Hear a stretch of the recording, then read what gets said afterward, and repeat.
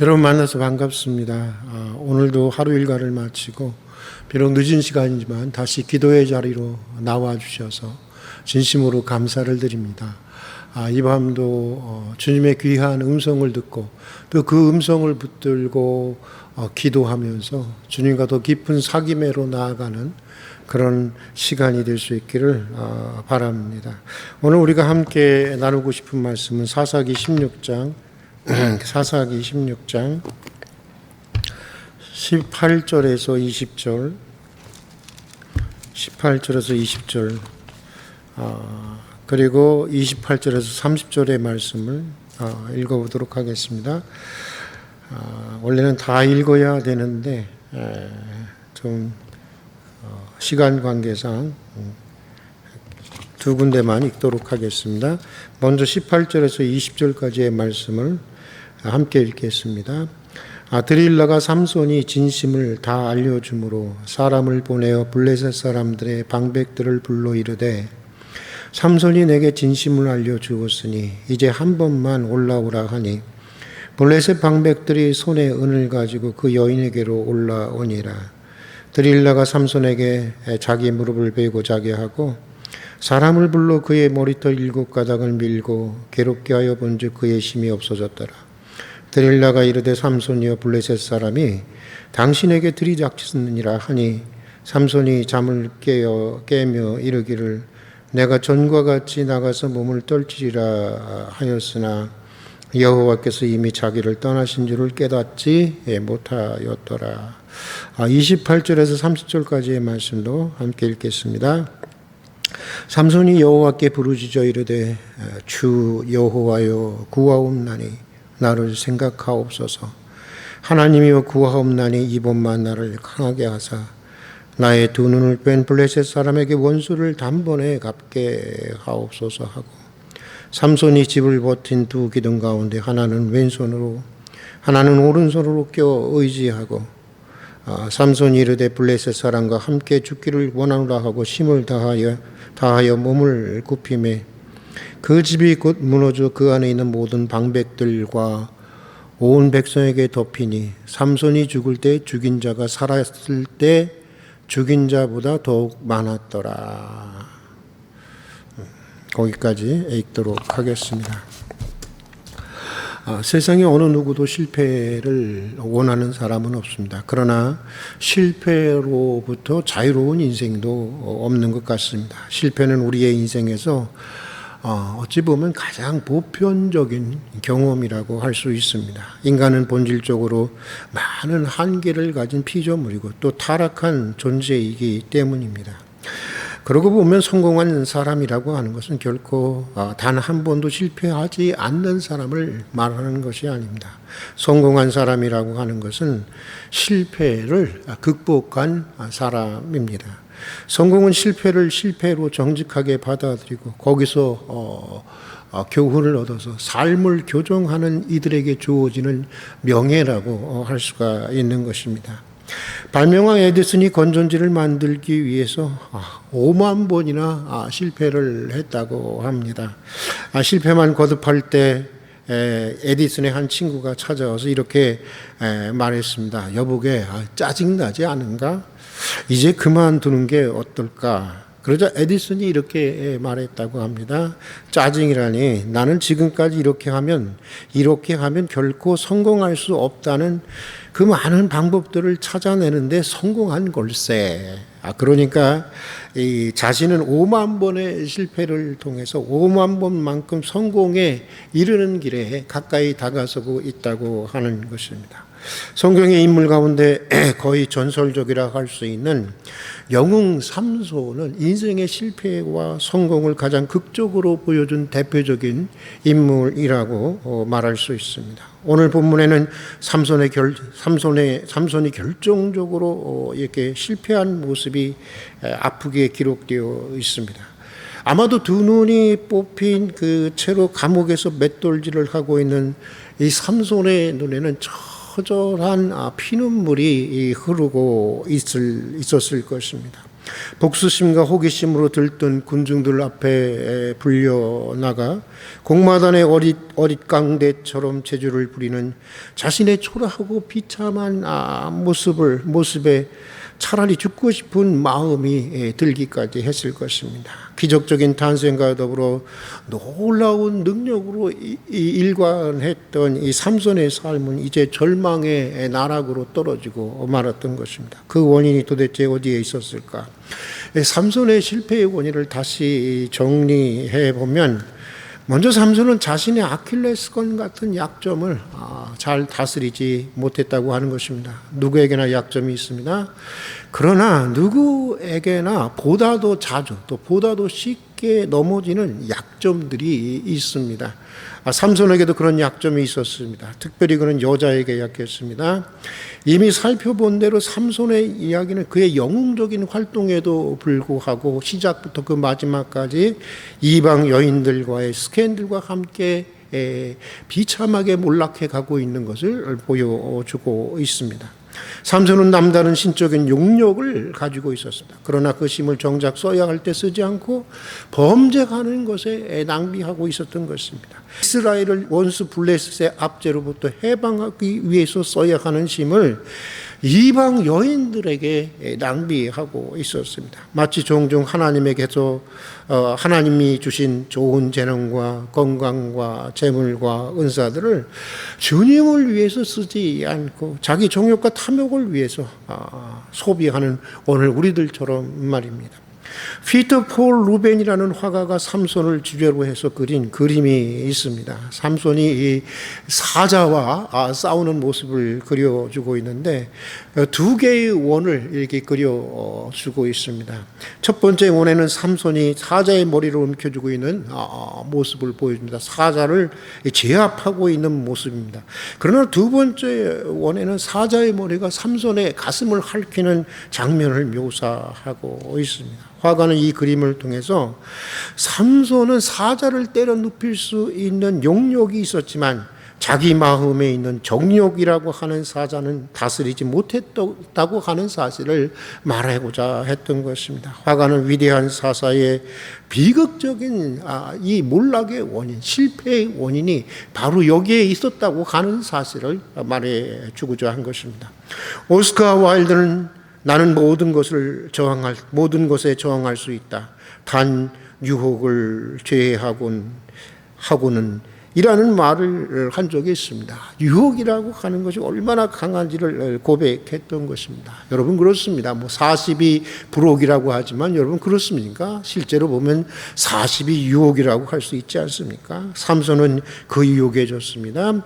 지혜서인 자문에도 유혹을 경계하는 말씀이 곳곳에 나오고 있습니다. 무릇 지킬 만한 것보다 더욱 내 마음을 지키라. 잠언 4장 23절 자기의 마음을 다스리는 자는 성을 빼앗는 자보다 나으니라. 잠언 16장 32절.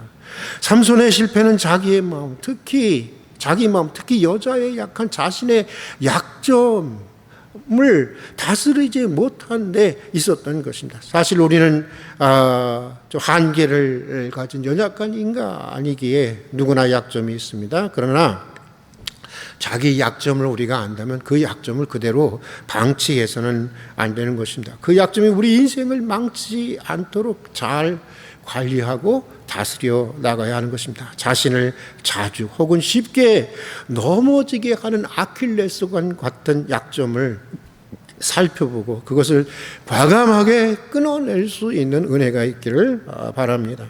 자, 또 삼손의 실패의 원인은 형식만 겨우 유지하는 그의 신앙에 있었다고 하는 것입니다. 사사기가 소개하는 삼손의 모습을 보면 그는 신앙의 형식만, 그것도 겨우 유지했을 뿐 신앙의 내용을 갖추지 못하고 있는 것을 보게 됩니다. 내면적인 경건의 능력은 고사하고 외면적인 경건의 모습도 거의 상실한 모습을 우리가 보게 됩니다. 그만큼 함부로 살고 있는 모습을 보게 됩니다. 아시는 대로 삼손은 태어날 때부터 하나님 앞에 그의 전 인생이 바쳐진 나실인이었습니다. 그러므로 누구보다도 그는 성결한 삶을 살아야 했습니다. 그는 누구보다도 절제되는 삶을 살아야 했습니다. 그는 포도주와 독주를 마시면 안 되었고 율법에서 금지한 부정한 것을 만지거나 먹어서는 안 되었습니다. 또한 머리에 삭도를 대지 않아서 항상 하나님께 헌신한다는 그 상징을 긴 머리를 통해서 보이도록 하고 그것을 통해서 자신의 마음을 자꾸만 이렇게 다스리도록 했습니다. 그러나 삼손은 그러지 않았습니다. 겨우 머리만 삭도를 대지 않았을 뿐 부정한 것이든 뭐든 가리지 않았고 술에 취하고 이방신을 섬기는 이방 여인들과 음란한 여인들에 취해서 타락한 세상적인 문화를 그냥 그대로 따라서 살게 됩니다. 하나님께 헌신한다는 표시로 머리는 길게 늘리고 다니면서 실제 삶은 사탄이 지배하는 블레셋의 문화에 심취되어 살았던 것입니다. 형식적으로는 하나님의 사람이라고 했지만 내용적으로 보면 블레셋 사람보다도 더 블레셋 사람다운 삶을 살아가고 있었습니다. 하나님의 가치관, 성경의 세계관이 아니라 블레셋의 가치관, 블레셋의 세계관, 그것이 삼손의 실제 삶을 지배하고 있었던 것입니다. 마치 형식적으로는 하나님을 믿노라 하면서도 내용적으로는 더욱더 세상적인 사람처럼 살아갈 때가 있는 오늘 우리들처럼 말입니다. 제가 우리 교회로 부임하기로 하고 둘의 교회 식구들과 성교회를 할 때였습니다. 그때 우리 활빈교회는 목회자들의 무덤이라고 하는 그런 소문이 있었던 터라 이런 성별 인사를 드렸습니다. 여러분, 저라고 무슨 용가리 통뼈도 아니고 뭐 뾰족한 수가 있는 것도 아니고 어쩌면 저는 여러분이 예상하는 것보다 훨씬 일찍 목회에 실패하고 다시 돌아오게 될 줄 모르겠습니다. 그러나 목회는 실패해도 하나님의 뜻을 따르는 데는 크게 실패하지 않는 목사가 되도록 하겠습니다. 기도해 주십시오. 많이 두렵습니다. 정말 그런 마음으로 활빈교회 담임 목회를 시작했고 벌써 16년이라는 세월이 흘러가고 있습니다. 그러나 요 며칠 사이 제 목회를 돌아보니 목회는 실패해도 하나님의 뜻을 따르는 목사가 되겠다고 했으면서도 목회에 실패하지 않기 위해서 하나님의 뜻을 저버리고 적당하게 타협했던 적이 있었습니다. 교회를 위한다는 명분으로, 아니 정말 교회를 위한다고 하는 순전히 인간적인 마음으로 하나님이 원하시는 것이 아닌 것을 알면서도 공적인 불의를 보고도 두리뭉실하게 넘어가는 경우들이 있었습니다. 하나님의 눈치만 보고 목회를 해야 할 목회자가 사람들의 눈치를 보고 할 때가 있었습니다. 그리고 제 개인적인 삶 역시 하나님의 가치관이 아니라 세상적인 가치관에 많은 유혹을 받고 얼마나 많이 흔들려 왔는지 아프게 직면해야 했습니다. 오죽하면 하나님, 제가 교회가 바르게 성장하는 일에 방해가 된다면 제가 설령 목회를 하려고 해도 나를 주저앉혀서라도 목회를 하지 못하게 해 주십시오. 나는 과격한 기도까지 하게 이르렀습니다. 좋은 기도는 아닙니다. 그러나 그렇게 할 만큼 내 안에 있는, 우리 안에 있는 삼손을 직면한다고 하는 것이 얼마나 아프고 괴로운 일이 괴로운 일인지 모릅니다. 여러분은 어떻습니까? 요한계시록에 보면 주님은 뜨겁든지 차든지 하라고 했습니다. 그렇지 않으면 내 입에서 내친다고 경고를 하셨어요. 물론 너무나 형식적인 그리스도인이 많은 것을 보시면서 주님의 가슴이 터질 것 같아서 하신 말씀이지만 오늘 우리가 그런 주님의 마음을 깊이 공감할 수 있어야 하는 것입니다. 그래서 우리 안에 있는 형식적인 신앙인 삼손, 형식적인 삼손을 찾아야 하는 것입니다. 내 소원을 왜 안 들어주냐고 하나님과 씨름할 것이 아니라 내 안에 있는 형식적인 삼손과 기도하면서 씨름해야 하는 것입니다. 여러분, 묻고 싶습니다. 여러분은 가정에서, 직장에서, 교회에서 정말 그리스도인답게 하나님의 말씀만을 따라서 살아가려고 정말 힘을 다하고 있습니까? 참으로 이웃과 동료를 사랑하며 진실되게 살아가고 있습니까?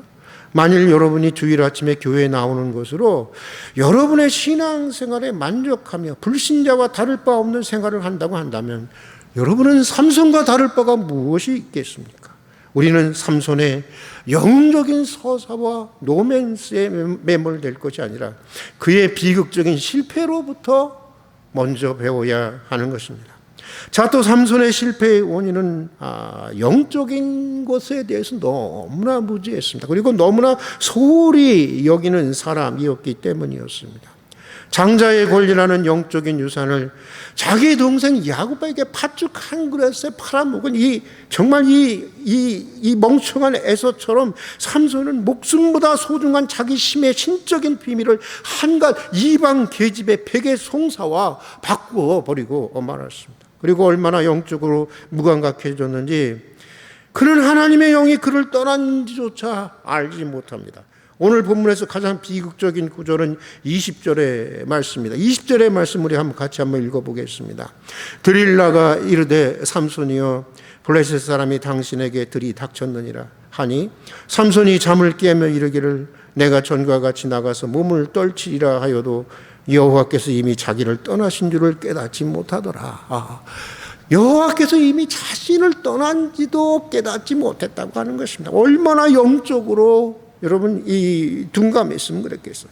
삼손은 여호와께서 이미 자기를 떠나신 줄을 깨닫지 못했습니다. 결국 삼손은 자기의 영적인 상태를 몰랐기 때문에 완전히 몰락의 길로 들어서게 됩니다. 두 눈이 빠지는 그런 비참한 그런 상태에 놓이게 됩니다. 삼손이 왜 자신의 상태를 깨닫지 못했을까? 가만히 생각해 보면 그것은 한꺼번에 무너진 것이 아니라 서서히 무너져 갔기 때문인 것입니다. 영국인으로 평신도 신학자이면서 역사가이고 문학가이고 변증가였던 C.S. 루이스는 이런 말을 한 적이 있습니다. 지옥으로 가는 길은 결코 벼랑이 아니다. 지옥을 향한 길은 밋밋한 내리막길이다. 사람들은 그 길을 기분 좋게 걸어간다. 의미심장한 말입니다. 지옥으로 가는 길은 갑자기 떨어지는 이런 벼랑이 아니라고 하는 것입니다. 그 길은 사람들이 의식하지 못하는 새에 밑바닥까지 내려가게 하는 밋밋한 내리막길이라고 하는 것입니다. 너무 좋죠. 내리막길을 걸을 때는. 그러면서 어디로 가는 거예요? 지옥으로 간다는 것입니다. 마치 개구리를 찬물에 든 컵에 넣고 서서히 불을 올리면 물이 더워지는지도 모르고 죽어가는 개구리와 같은 것입니다. 하나님께 열정을 바치지 않고 주님께 온전한 삶을 바치지 않아도 괜찮을 것 같아서 조금씩 주님의 곁을 떨어지는 것이 바로 지옥을 향해 가는 내리막길이라는 것을 우리는 알아야 하는 것입니다. 교회 안 나가도 별탈이 없다고 느껴지기 시작할 때부터, 기도하지 않아도, 경건 생활하지 않아도 문제가 없다고 여겨지는 때부터 영적으로 심각하게 무너지고 있다고 하는 것입니다. 자신이 지금 지옥을 향한 내리막길을 걷고 있다고 하는 것을 깨달아야 하는 것입니다. 현대 교인들의 최대의 위기는요, 영적인 위기감을 잘 알지 못하는 데 있는 것입니다. 죽음으로 가는 길을 가고 있음을 깨닫지 못하는 데 있는 것입니다. 여러분, 먼저 영적으로 깨어나야 하는 것입니다. 저나 여러분이나 영적으로 깨어나야 하는 것입니다. 여러분, 기도만 한다고 되는 것이 아닙니다. 많은 사람은 기도가 깨어있는 것이라고 생각하는데 그렇지 않습니다. 먼저 깨어나고 나서 기도해야 하는 것입니다. 그래야 제대로 된 기도를 할 수 있는 것입니다. 여러분, 깨어있기를 기도하십시오. 깨어있다고 하는 것은 내가 지금 얼마나 심각한 영적 전쟁의 한복판에 있는가를 의식하는 데 있는 것입니다. 내 영적 상태가 어떤지를 제대로 파악하는 데 있는 것입니다. 우리는 한시 동안도 네가 나와 함께 깨어있을 수 없었더냐. 십자가에 달리시기 전 겟세마네 동산에서 제자들에게 하신 주님의 탄식의 소리를 아프게 들을 수 있어야 하는 것입니다. 자, 그런데 여러분, 오늘 본문은 삼손의 비극적인 모습과 함께 마지막 역전의 홈런을 치는 삼손의 승리를 소개해 주고 있습니다. 그가 그럴 수 있었던 것은 실패에 대한 정말 아픈 성찰과 하나님의 계속되는 하나님의 자비를 믿는 그의 간절한 기도에 있었습니다. 오늘 본문에 보면 이런 어처구니 없는 인간 삼손에게 하나님의 자비가 즉각적으로 다시 시작되고 있는 것을 보여주고 있습니다. 22절의 말씀을 함께 같이 읽어보도록 하겠습니다. 그의 머리털이 밀린 후에 다시 자라기 시작하니라. 그의 머리털이 밀린 후에 어떻게 됐더라? 그의 머리털이 다시 자라기 시작하니라. 삼손은 눈치채지 못했지만 한평생 수고해서 이룬 아버지의 재산을 이방 창기와 함께 말아먹은 탕자와 같은 삼손을 향한 하나님의 자비는 그의 머리가 밀린 후 즉시 다시 자라나기 시작했다고 하는 것입니다. 사사기 기자는 그것에 주목했던 것입니다. 밀린 삼손의 머리카락이 다시 자라는 것을 주목하면서 하나님의 자비라고 하는 것은, 우리를 향한 하나님의 자비라고 하는 것은 이건 속도 없고 벨도 없는 거죠.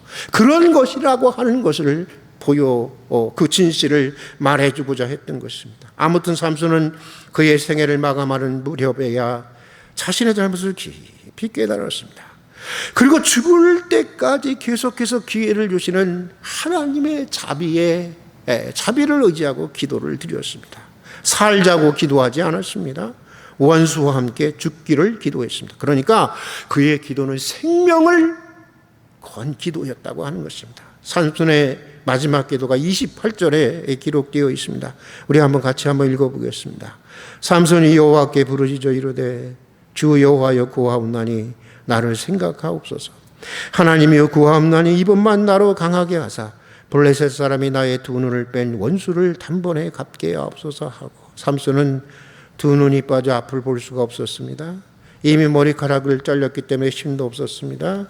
철저하게 자기 절망에 부딪힌 삼손은 이제 할 수 있는 일이 아무것도 없었습니다. 오직 하나님께 도움을 간구하는 것밖에 없었습니다. 아이러니하게도 삼손은 힘이 있을 때는 하나님께 기도하지 않았습니다. 그러나 자신의 모든 힘을 상실했을 때 비로소 하나님께 부르짖어 기도합니다. 힘이 있을 때 기도했더라면, 잘 나갈 때 기도했더라면, 평안할 때 기도했더라면 이런 일을 당하지 않았을 텐데, 그것이 너무 아쉽지만 그래도 삼손은 인생의 마지막 순간 비로소 자기의 진실을 알게 되고 하나님이 누구이신지를 깨닫게 되었던 것입니다. 그는 인생의 마지막 순간에, 최후의 순간에 하나님이야말로 참으로 자신의 주님인 것을 알게 되었습니다. 자신의 삶의 주인이 비상한 능력이 있는 자신이 아니라 참으로 하나님이시라고 하는 것을 깨닫게 되었던 것입니다.